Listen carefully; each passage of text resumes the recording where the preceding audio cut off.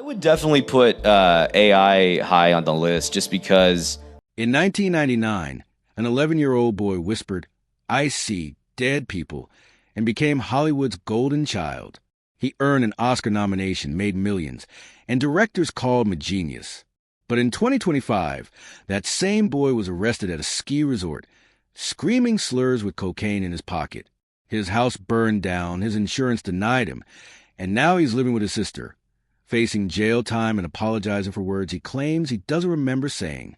This is what really happened to Haley Joel Osment on April 10, 1988, in Los Angeles. Haley Joel Osment was born into a family that seemed destined for Hollywood. His dad, Eugene, was a theater actor, and his mom, Teresa, was a teacher. One brought creativity. The other brought structure. It was a perfect recipe for raising a child who would soon be speaking like an adult and acting circles around his peers. They had Irish, German, and English-Scottish roots, but a real shift happened when they left Birmingham, Alabama, for Los Angeles. That move wasn't just geographical, it was generational. The Osmonds weren't just in Hollywood, they were built for it. Even before Haley could form sentences, the air around him buzzed, the energy of scripts, auditions, and something bigger pulling him toward the spotlight. And then came IKEA. He was 4 years old, just a kid tagging along on a normal shopping trip. But that day in that store, something crazy happened. A talent scout spotted him. No headshot, no agents, just a moment. A few weeks later, Haley was at a Pizza Hut commercial audition. They asked him to describe the biggest thing he'd ever seen. Most kids might say a truck or a dinosaur, but Haley gave a full, detailed speech about an IMAX screen. He was hired on the spot. That one commercial set off a chain reaction. That same year, he got a part in the sitcom Thunder Alley. Then, at 6 years old, he landed a small role in Forrest Gump, a role that would introduce him to the world. Before he even lost his baby teeth, he had awards, a multi-million-dollar career, and a place in Hollywood history. But the genius of Haley Joel Osment didn't come from nowhere. His father had a rule: no baby talk, ever. From the time Haley could understand words, he was spoken to like an adult. No shortcuts, no simplifications. That strange little parenting choice made all the difference. By the time he was auditioning, he could express himself like someone twice his age. He didn't just memorize lines. He understood them. Directors noticed, casting agents noticed, and audiences couldn't believe how a child could handle scenes that would rattle most adults. That so-called Southern upbringing wasn't what it looked like on the surface. It wasn't about charm or manners. It was a strategy, an experiment that worked. In 1992, Haley's younger sister Emily was born. For years younger, but she wouldn't stay in his shadow for long. Like her brother, she was raised in a house where acting wasn't just a hobby. It was a family business. She eventually became a star in her own right, especially with her breakout role on Hannah Montana. The Osment siblings were close, but their lives were unusual. Fame, auditions, criticism, and all of it before they were even teenagers. Their father was there through it all, going over scripts with them, managing their careers, and keeping them focused. It wasn't always easy. Haley had to deal with the pressure of being a prodigy, and Emily had to carve her own identity. But through all the chaos, they had each other. Haley's big breakout moment came in Forrest Gump. He was just 5 years old when he played Forrest Jr., the son of Tom Hanks's character. The scene that introduced him was written just before filming. Hanks jotted it down on a yellow notepad, and that exact piece of paper is still in Haley's possession today. The emotional weight of that role was his mother in the film had just died of AIDS, and Haley had to express grief, love, and hope all in just a few minutes. It wasn't just impressive, it was shocking. He won a Young Artist Award for that role, and with it, he made it clear he wasn't here to be cute. He was here to act. After Forrest Gump, he didn't disappear. He doubled down. He starred in Thunder Alley, bringing humor and heart to a sitcom. Then came the Jeff Foxworthy Show, where he played the son of a working-class comedian. In the final season of Murphy Brown, he replaced another child actor as Avery Brown. These weren't just random roles. They were strategic. Osment was building a portfolio. Before he turned 10, he had become one of the most recognized child faces on American television. He wasn't being cast as background filler. He was being trusted to carry scenes, to hold his own next to stars like Candice Bergen and Jeff Foxworthy. And every time he delivered, but as his career soared, something strange began to happen, a pattern. Hollywood couldn't stop casting Haley as children in pain, dying, grieving, or dealing with impossible trauma. On Walker, Texas Ranger, he played a kid dying of AIDS. On Ally McBeal, he was a leukemia patient trying to sue God. Yes, you read that right. It became clear that directors saw something in him that they couldn't find anywhere else. He wasn't just cute, he could break your heart. And they used it again and again. It was both a compliment and a concern. He had talent beyond his years. But he was also carrying emotional burdens no child should be expected to portray so often. That pressure came into full view in 1996 with Bogus. It wasn't a blockbuster, but it was a test. Could Haley handle deep emotion next to actors like Whoopi Goldberg and Gerard Depardieu? Could he carry scenes that mix fantasy with grief and trauma? The answer was yes. At just 8 years old, he was holding his own in emotional showdowns with Oscar-winning co-stars. When Night Shyamalan started casting for The Sixth Sense, he knew the entire film rested on one thing: finding the right child to play Cole. He wasn't looking for a kid who could just say the lines. He needed someone who could look like they truly saw a ghost, not just frightened but shattered. Then Haley Joel Osment walked in. His audition didn't feel like acting. It felt like truth. After just one reading, Shyamalan turned to his casting director and said, "I don't think I want to make this without him." Haley rehearsed every scene with his dad, digging deep into the emotions behind each word. His performance was so intense that even crew members cried during filming. Years later, Shyamalan would still say the movie only worked because of Haley. Without that honest fear and quiet heartbreak, The Sixth Sense wouldn't have landed. Haley wasn't just great. He made history. At just 11 years and 311 days old, he became the second youngest person ever nominated for Best Supporting Actor at the Oscars. That year, he was up against Tom Cruise, Michael Clarke Duncan, Jude Law, and Michael Caine, the man who actually won. Oddly enough, Caine would later become Haley's co-star in Secondhand Lions. It was a surreal moment, a boy not even in high school being treated as an equal to industry giants. The Oscars usually overlook horror or supernatural films, especially ones driven by child actors. But Haley's performance was undeniable. His role as Cole was so emotionally rich, it forced people to pay attention. He didn't win, but that nomination alone was a milestone. It set a high bar for him, and every child actor who came after. And then came a line, just 3 words: "I see dead people." Haunting, unforgettable, and instantly iconic. That line became a cultural thunderclap, ranked number 44 on the American Film Institute's list of greatest movie quotes.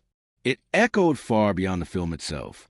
You'd hear it on talk shows and rap lyrics, even in political jokes. For Haley, it was both a blessing and a prison. No matter what he did after, people still shouted that line at him. It became the moment that defined him.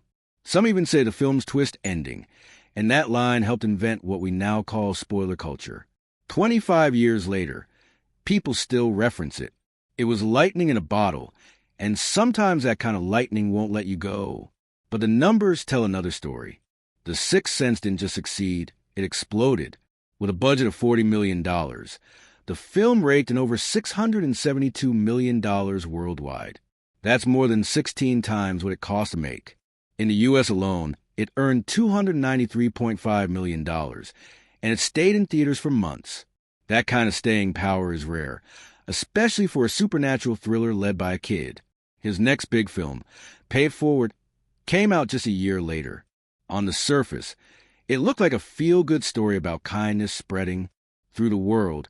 Haley played Trevor, a boy who comes up with a simple plan: do a good deed for 3 people and ask them to pay it forward. But the movie wasn't all sunshine. Trevor gets stabbed and dies at the end.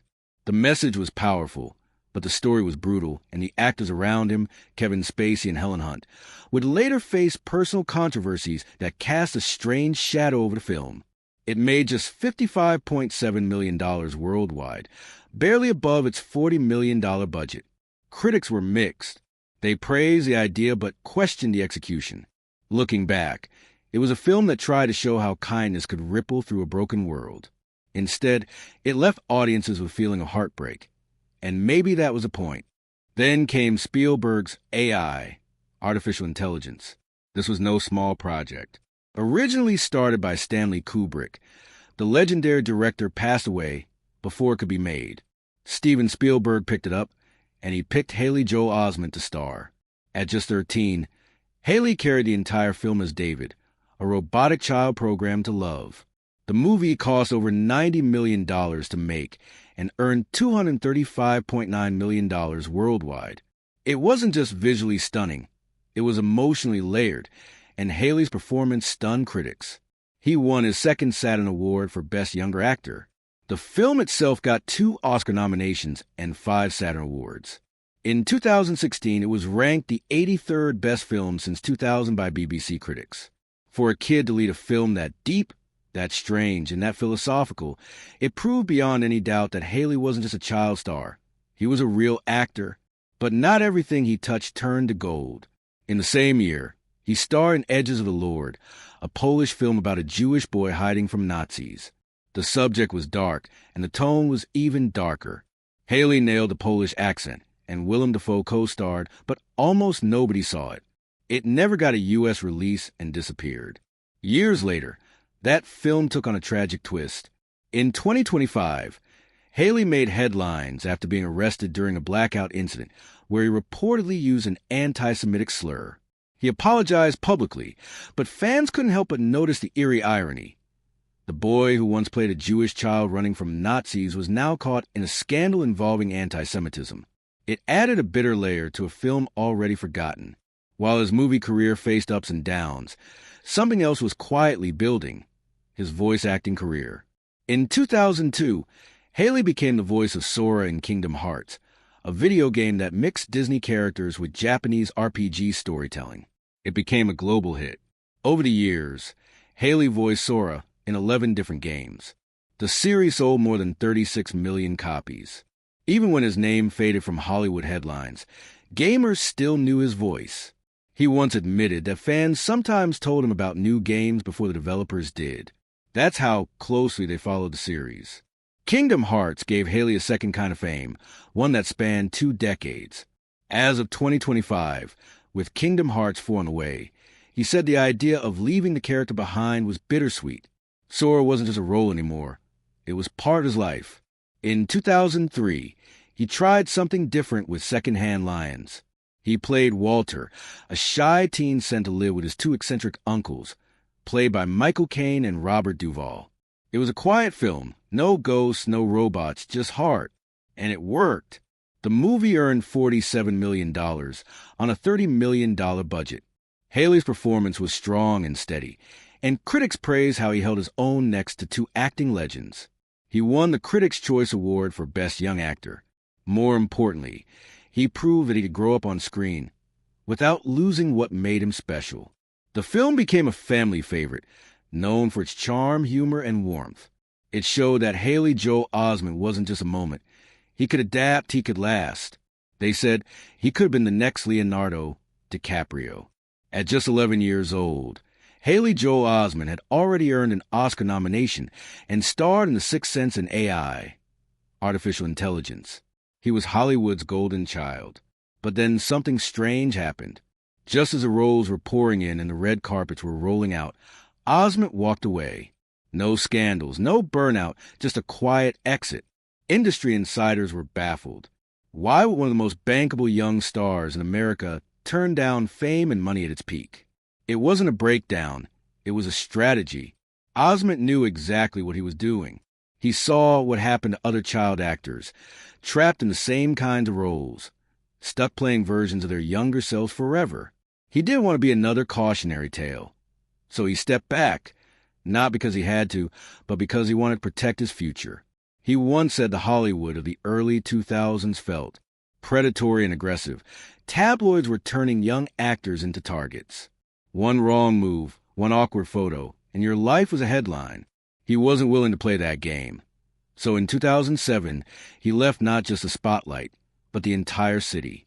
He enrolled at NYU's Tisch School of the Arts and moved to New York. For the next 15 years, he stayed far from the chaos of Los Angeles. No paparazzi outside his door, no TMZ chasing him down, just acting classes, theater rehearsals, and a chance to grow up in peace. He later admitted that the move saved him. Without it, he might have ended up like so many others, burned out before 25. But there were warning signs that the pressure had already gotten to him. In 2006, a year before the NYU move, Osmond got into a car crash in La Cañada Flint Ridge. It was past 1 a.m. His car flipped after hitting a brick pillar. He was 18. Police said his blood alcohol level was 0.16%, twice the adult legal limit, and over 3 times the limit for someone under 21. They found marijuana in the car. For misdemeanor charges followed. Suddenly, the innocent kid from The Sixth Sense was in the news for all the wrong reasons. The court didn't go easy on him. He got 3 years of probation, 60 hours of rehab, a $1,500 fine, and was ordered to attend 26 AA meetings. He later called it a turning point. The crash left with a fractured rib and a busted shoulder, but the emotional scars cut deeper. That night stripped away his perfect image and forced him to think hard about what kind of life he wanted. Fame wasn't worth losing control. From then on, every choice he made was about protecting himself, not chasing applause. 2 years later, in 2008, he made a bold move, a Broadway debut in American Buffalo. He played a heroin addict named Bobby. It was dark, raw, and a complete break from his child star past. But the show lasted only 8 performances. Critics were mixed. Some called it brave. Others weren't convinced. Still, Osmond didn't quit. He wasn't chasing hits. He was chasing truth. That flop didn't break him. It reminded him that taking risks mattered more than playing it safe. Instead of trying to reclaim blockbuster glory, Osmond chose the indie path. He starred in Montana Amazon in 2012 and even executive produced it. He took weird, risky roles like in Kevin Smith's bizarre horror film Tusk and the awkward comedy Sex Head. He didn't need huge paychecks or big studios. He wanted stories that meant something. In his own words, indie films gave him the space to be real, not just famous. But life wasn't without flare-ups. In 2018, during Super Bowl weekend, he missed a flight at McCarran International Airport in Vegas. He got into an argument with airline staff. Police were called, but he left before they arrived, only to come back later, reportedly shouting threats. No charges were filed, but the headlines returned. It was a reminder that the pressure never really leaves, and sadly, it wasn't the last time. In 2025, Osmond was arrested again, this time for public intoxication and cocaine possession. He had come so far, and yet the shadows still lingered. Being a child still means growing up under a microscope, and some wounds never fully closed. Still, there were big wins. In 2017, he showed up on HBO's Silicon Valley as Keenan Feldspar, a manipulative tech genius. It shocked people. The sweet, wide-eyed kid from The Sixth Sense was now playing a greedy, cutthroat CEO, and he nailed it. His performance was sharp, dark, and completely different from anything he'd done before. Audiences took notice. Critics praised his range. He was no longer just a former child star. He was a real actor. That shift didn't go unnoticed. The Guardian highlighted how Osmond could move effortlessly between comedy and emotion. One moment, he'd make you laugh. The next, he'd break your heart. That kind of versatility is rare. And it finally gave him the recognition he'd fought so hard for. Streaming platforms gave him a new stage. In 2019, he played a co-worker in Netflix's extremely wicked, shockingly evil and vile, a chilling Ted Bundy biopic. It wasn't a lead role, but it was layered, honest, and impactful. The same year, he stole scenes in the Kaminsky Method, playing a man who ran off with $1.3 million from the Church of Scientology. It was bold, ridiculous, and hilarious. More importantly, it showed he wasn't afraid to take wild swings. And now he's going back to his roots. In 2025, Osmond is set to return to horror in Wake the Dead, playing a medical student obsessed with reanimating corpses. It's a modern twist on Frankenstein, and the fact that it's him, the face of supernatural thrillers from the late 90s, makes it even more powerful. It's not just another role, it's a full circle moment. Then came the fire. Not just any fire, but one of the worst wildfires Los Angeles had seen in decades. On January 7th, 2025, flames tore through Altadena like a nightmare with no off switch. 37-year-old Haley Joel Osment, once the wide-eyed boy from The Sixth Sense, watched helplessly as a house he bought 5 years earlier turned into smoke and ashes. His parents' house, gone too. Both homes were destroyed in hours. The fire claimed at least 29 lives, and thousands were forced to flee. For Osment, the timing made it feel even crueler. He had bought the house on March 16th, 2020, the day Los Angeles went into lockdown. That place had become his safe zone during the COVID years, and then again during the long Hollywood strikes. Now, it was nothing but rubble. He said the emotional hit was worse than the financial one. It wasn't just the walls and roof, it was what they held. Over 500 vinyl records, gone. A piano his parents had gifted him, gone. But somehow, in the chaos of evacuation, he grabbed one thing that survived, a yellow legal pad with handwritten dialogue from Forrest Gump, scribbled by Tom Hanks himself. It was framed on his wall, a gift from the set of his very first movie, at age 5. He yanked it down seconds before he ran. That little act of rescue would become one of the only bright spots in a story that kept getting darker. The fire spread so fast and so far that Osment began to wonder if local authorities had made the choice to let his neighborhood burn in order to save others. That suspicion never left him. The damage wasn't just about what was lost. It was about what wasn't protected. And for Osment, the emotional aftershocks didn't stop once the flames died. He still had insurance, or so he thought. That belief fell apart when his claim was denied. After years of faithfully paying premiums, he expected at least a lifeline. Instead, he got a cold no. Suddenly, he wasn't just mourning the past. He was locked out of the future. No reimbursement. No restart money. No way to rebuild. He called it betrayal. And he wasn't alone. Dozens of victims faced the same wall. But Osment's story grabbed headlines because of who he was and what he'd already been through. The pandemic, the strikes, and now this. He said the system that was supposed to help had left him stuck. No home, no payout, nowhere to go. So he moved in with his younger sister, Emily Osment. They were both child stars, both used to cameras, but not used to sharing a house as adults. At first, it was a relief. She gave him a safe space. He called her generous, supportive, and strong. But reality set in fast. Living with family is one thing. Living with your whole family is something else. Soon their parents, who had also lost their home, moved in too. Suddenly, the house was full. Haley, Emily, both parents, and 3 dogs, all under one roof. For the first time in 25 years, he tried to laugh about it on a podcast, but you could hear the edge in his voice. It's a lot of people for a long time, he said. He took short trips to give Emily her space. He admitted that no matter how well they all got along, the pressure being crammed together wore him down. He felt stuck, unseen. Small things started to feel huge. He called it a low emotional place, and it kept getting lower. It had actually started long before the fire. Back in 2020, when he closed on that house in Altadena, he thought things were finally turning around. Then the world shut down. COVID isolated him. His relationship fell apart. He didn't work for months. Just when things began to look up again, the Hollywood strikes hit. Everything froze. He had just landed a role in Blink twice and a guest spot on Wednesday, but then the project stalled again. He began to feel cursed. Every time he built momentum, something knocked it down. First, the pandemic, then the strike, then the fire. The pattern started to look like a warning. Don't get comfortable. By April 2025, something broke.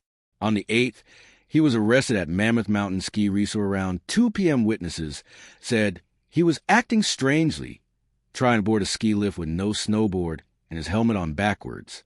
Security called the police. What happened next was captured on body cam and went viral within hours. Osment, clearly intoxicated, stumbled to the parking lot. His pants were falling down.